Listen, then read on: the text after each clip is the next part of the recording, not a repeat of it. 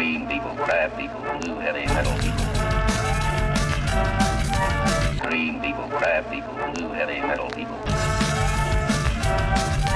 Green people, crab people, blue heavy metal people. The scenario we're going to be playing is number 7, called Outflank, from the 2015 package. There is no kill box. You need 5 points to win. You get 1 for controlling, 2 for dominating, and that's it. Hey there guys, this is Mimo Lorian, and we're on to now the 4th and final game of the Grand Prairie Steamroller. So to this point, I've gone 3-0. I am doing fantastic. It's just what I need. And looks like we're going to close this off with some Thexus. And that's because I'm going to be up against my buddy Mark. Now, at the end, because of the way, I believe there was 19 players of the Steamroller. So at this point here, we had 3 undefeated players. And it turned out I was the pair down. So that was good and bad, you know, going into this game. It was bad because knowing I was the pair down, it was going to hurt my strength of schedule. So even if I win this, I'm pretty sure I can't get first. But hey, you know what? The good news here is that I know playing against Mark, it's going to be a fun game. Plus, I'm looking to get a little bit of revenge. In our last game there, he went and actually killed off my Siphon with a mutagenesis with assassination there. So we're going to try this out. Now, I was always told, or not always, I was told by my other friend Josh that I should be going with Thexus in the Legion. Normally when I first see the list, I go like, let's smash it with Siphon. But I'm not trying doing Thexus here and just getting in there and trying doing Adrenal Floods and see how that goes. Now he surprised me as well because his pairing was Theg 1 with the big Blightbringer and all that stuff, and then this other twins list here with Saren and Rias. And you know, in the end, he actually decided to go with this one. I think he decided to try to do something different as well. And I think this is going to be pretty well in my favor. Remember, I have the 2 units of slavers coming in from the flanks. And so really, whatever zone he doesn't really push towards, I can really go towards the other one. And a lot of the stuff here that is based off high defense and things like that, I can really kill off easily with my mind benders, like, you know, spraying and whatever, or exploding, or also the adrenal floods I want to try out. So I'm thinking I have the advantage going into this. But hey, Mark surprised me last time. Who knows what he has cooked up this time. So, better yet, I even won the initiative, so I want to go first like I always do. Basically, everything runs up the board. I cast Deceleration, so all my guys are getting +2 defense and armor from ranged, and that's going to make things really difficult for the Croak Raiders. You know, they're Rat 6, and so normally trying to hit my defense 13 guys, they need 7s. Now they need 9s. So, yeah, not really the best going for them, but we'll see how this goes. So he has some of them aim, some of them shoot, and in the end, his dice really just go garbagey. I mean, his aiming guys, they're going to be needing 7s, and they just can't really do it. They just all kind of miss. So in the end, he does manage to kill off a few of my guys, 4 of my press gangers, but really this means now that I'm getting 4 more of my Risen, and I'm just going to get up there in his face. So he is pretty far up there with his Beast as well, and I was kind of wondering if I should go for a Rampager to trying to kill off a Beast already, but I think it's too early. I don't want to put myself too far up there. I think really the task for this turn now should be to bring in my Mind Slavers, go up there, do some sprays, decimate the Croak Raiders, and as well, that Naga on the far right is pretty dang close to the side there, so I'm pretty sure my slavers can take it out. So on this side, I bring in the slavers, and their real goal is just to kill the Naga and a couple of frogs and just be a threat, really. And same thing from this side. These guys won't be able to charge anything, but they'll just need to be in position to threaten stuff later. And again, looking for those adrenal floods if I can. So here is what it looks like after my turn. So really I go up there and I spray. I actually decide to go for a Rampager, but again, instead of him Rampagering towards me and trying to kill him, I actually made him Rampager back and stab his own spawning vessel. It was dice -1, and he did like 2 points of damage, but hey, it was something fun to do. Maybe now that pot's weakened so I can take it out later. But yeah, I do kill the Naga. I kill a whole bunch of the Croak Raiders. The Raiders actually on the right, they failed their command test. That's really bad for them. He had also cast, what's it called? Psychic Vampire. So that's why I'm already taking wounds on some of my overlords. It's not really a big deal in this case. You know, I'm casting so much magic that Psychic Vampire seems good, but the thing is that normally when I'm casting through, like, channeling things for my mind benders. Well, the mind bender will actually be far back, and doesn't really matter there. And for all my other things, like the agitators, the overlords, well, they have 5 boxes, so it's not really a big deal for them either. So either way, killed a bunch of stuff, got in there, jammed stuff up, and he's going to now need to try and get something into the zone, and as well try and figure out some way to get aggressive. But I mean, I know this isn't Killbox, and Thexus is staying way back. I'm not going to take any chances here. So on his turn, he decides to actually trample in, which does some pretty good work here. After he tramples in with the Scythian, he actually starts going after the Warden there and doing some damage. He actually killed Alexia as well. You know, Alexia is not really needed here, so I wasn't feeling too bad of her dying.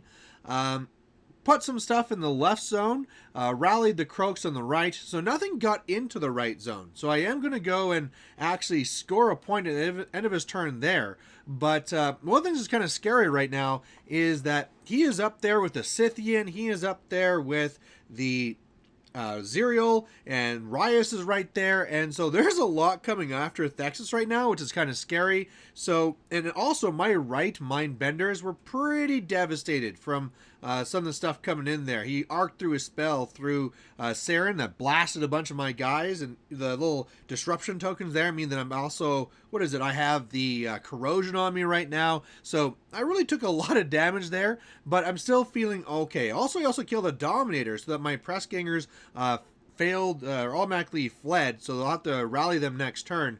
But what I'm planning to do here is that even though he really killed or hurt my Warden, he's still fully operational, and I'm starting in the rear of Zero, which is what I need. So if I go over there and I use an Agitator, I should be able to kill Zero with that. If I can't, maybe I can finish him off with a Adrenal Flood or something. But that Scythian, I really, really want to get into him and try and kill him with Adrenal Floods. I got my Slavers on the left, and I got plenty of Mind Benders, so I'm going to try this out and see what it does. And it does fantastic. For those of you not knowing what I'm really talking about here, basically when you are going with the Mind Benders, they can do a couple of different spells, and one of the ones they can do is to another Drudge, they make them have a 4-inch move, then they're +4 mat and +4 pow, and so overall, between that and the Instigate from the Agitator, you have these charging enslavers that are mat 11, pow 19, and after those 3 went into the Scythian there, it just kills it, just like that. Otherwise, the Warden with its 3 focus is able to go over and kill off Zerial. So there's both heavies off the board. I mean, I guess there is still the Seraph back there, the little floating sperm, because the magnets don't really work right. And yeah, I mean, I'm going to control on the right zone again. On the left side, I move over and dominated. So I'm at 4 points already, and I'm camping quite a bit, and I've killed like all the Croaks off, and I'm all up in his grill. So he's in a really bad spot, but he's just going to kind of see what he can do. So on his turn, what he really tries to go for is something here against Thexus. I mean, you might as well at this point, right? So he puts a few things in the zone just to contest it, and then otherwise with Rias here, he kind of charges in while Saren charges over as well, kills the target he is going after, and then Saren can also channel through Rias, and so what she tries to do is to spell assassinate Thexus, but I'm camping 5, so I'm currently a 14-19, and it did help when her first spell actually missed. He rolled like a double 1 for the first spell, and that was pretty much the death of it right there. I think he did like 1 damage to me, so as far as an assassination run goes, it was pretty much over. So otherwise, he does a little bit of damage. He has a Seraph that gets into the right zone, and that's really it. I mean, a few more little attacks in other places, but nothing really significant. And so at this point, I really have a couple of choices. If I want to try and go for assassination, I think I could pull something off. If I want to just try and deal with a couple of lessers on the left side, I could. But honestly, the easiest thing for me to do is just to kind of move over, pop feet, make that Seraph take its 2-inch move or place outside of the zone, and then I pretty much just win.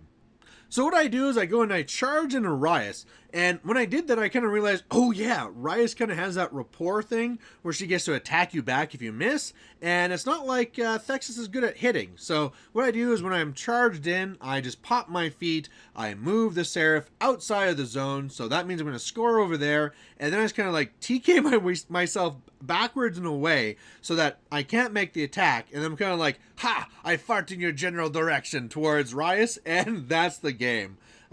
So after the game, Mark and I talked about it, and this really was another one where it was just really in my favor.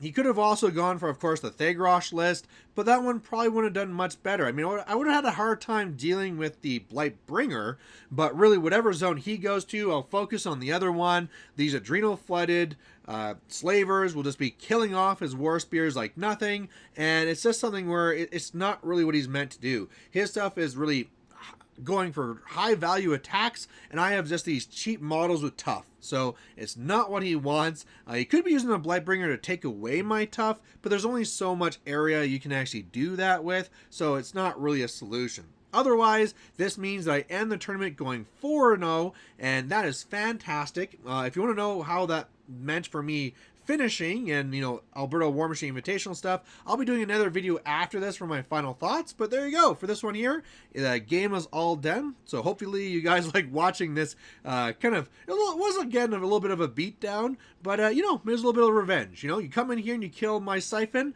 well, Thexus is going to get you. So thanks for watching, guys, and we'll catch you later. Bye. Hey there, if you liked watching this video, please go down and give it a like down below you here. And if you have any concerns or questions or comments, please put those in the comment section as well. The best way for me to give you what you want to see is if you tell me what you like seeing and what you don't like seeing. So otherwise, thanks for watching, and we'll catch you later.